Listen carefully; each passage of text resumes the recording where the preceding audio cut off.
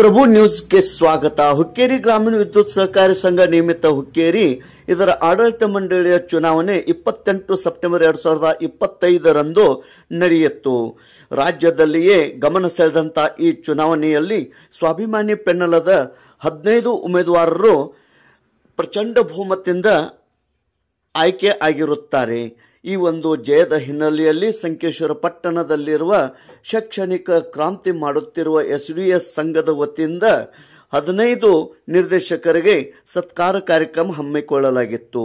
ಸ್ವಾಭಿಮಾನಿ ಪೆನ್ನಲದ ಸಾಮಾನ್ಯ ಅಭ್ಯರ್ಥಿಗಳಾದ ಪೃಥ್ವಿ ಉರುಪ್ ಲವ್ ರಮೇಶ್ ಕತ್ತಿ, ಕಲಗೌಡ ಬಸನಗೌಡ ಪಾಟೀಲ್, ವಿನಯಗೌಡ ಅಪ್ಪಯ್ಯಗೌಡ ಪಾಟೀಲ್, ಶಿವನಗೌಡ ಸತ್ಯಪ್ಪ ಮದವಾಲ್, ಮಹಾವೀರ್ ವಸಂತ ನಿಲಸ್ಗಿ, ಶಿವಾನಂದ್ ಉರುಪ್ ನಂದು ಶಿವಪುತ್ರ ಮುಡಸಿ, ಲಕ್ಷ್ಮಣ್ ಉರ್ಫ್ ಅಜಿತ್ ಬಸವರಾಜ್ ಮುನ್ನೋಳಿ, ಕೆಂಪಣ್ಣ ಸಾತಪ್ಪ ವಾಸೇದಾರ್, ಮಹಾದೇವ್ ಬಾಬು ಕ್ಷೀರ್ಸಾಗರ್.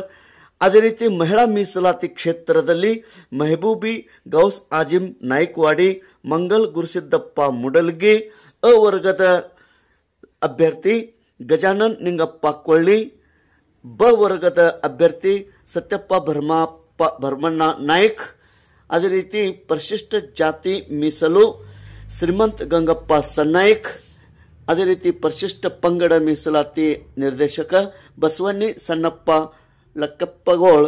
ಈ ತರನಾಗಿ 15 ನಿರ್ದೇಶಕರು ಪ್ರಚಂಡ ಬಹುಮತದಿಂದ ಆಯ್ಕೆ ಆದ ಹಿನ್ನೆಲೆಯಲ್ಲಿ ಎಸ್ಡಿಎಸ್ ಸಂಘದ ವತಿಯಿಂದ ಇಂದು ಸತ್ಕಾರ ಕಾರ್ಯಕ್ರಮ ಹಮ್ಮಿಕೊಳ್ಳಲಾಗಿತ್ತು.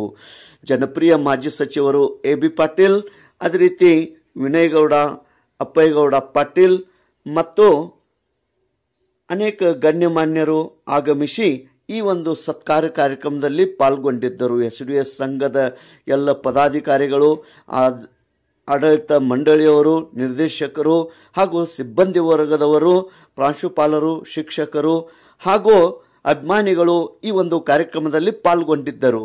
ತೇಜ್ ಪ್ರಭು ನ್ಯೂಸ್, ಸಂಕೇಶ್ವರ್.